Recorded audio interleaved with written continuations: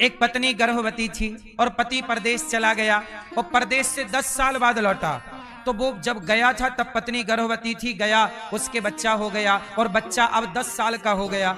और 10 साल बाद जब पिता आया, पहली बार पिता ने पुत्र को देखा तो ना पुत्र ने पहचाना पिता को, ना पिता ने पहचाना, क्योंकि फोटो का जमाना नहीं था। तो फिर वहां पर कौन बताएगा कि पुत्र कौन है और पिता कौन है? बोलो। वहां प्रमाण के रूप में मां का प्रमाण होगा। मां कहेगी कि ये आपका बेटा है और बेटे से कहेगी कि आपके, मां का शब्द प्रमाण माना जाएगा। ऐसे ही राम जी ने कहा कि सीता जी को बुलाओ, जब वो कह देंगी कि लवकुश मेरे बेटे हैं तब मैं मानूंगा कि बात सही है। सीता मैया को बुलाया गया, वाल्मीकि जी लेकर आए। सीता मैया को कौन लेकर आया? वाल्मीकि जी लाए।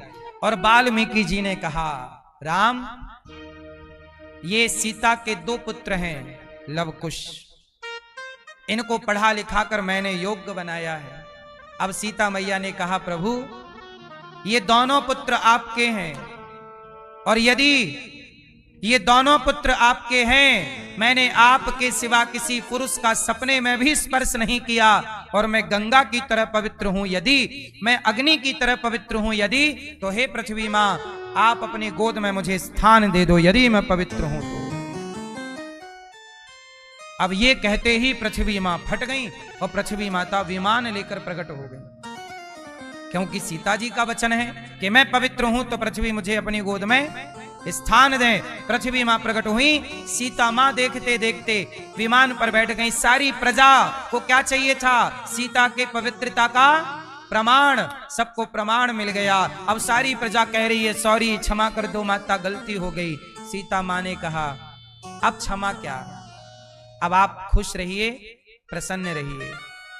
ये प्रजा को तो सीता मां की खुशी ना पच पाई, तो आपकी और हमारी खुशी लोगों को पचेगी। आज लोग परेशान इसलिए हैं कि आप खुश हैं। राम सीता की खुशी जमाने को ना पची तो आपकी हमारी खुशी जमाने को क्या पचेगी? इसलिए सीता जी समा गई। अब पूरी कथा आपने समझ ली। अब मुझे बताओ कि सीता माता के वनवास में दोषी राम है या नहीं? कौन है? बोलो, कौन दोषी हैं? वो लोग जो बिना विचारे उंगली उठा देते हैं। दोषी हैं वो लोग जो बिना विचारे चरित्र पर लांछन लगा देते हैं। इसलिए कहता हूं, कुछ बोलने के पहले विचार जरूर किया करो। किसी के लिए भी कुछ भी ना बोला करो। आप तो बोलकर भूल जाएं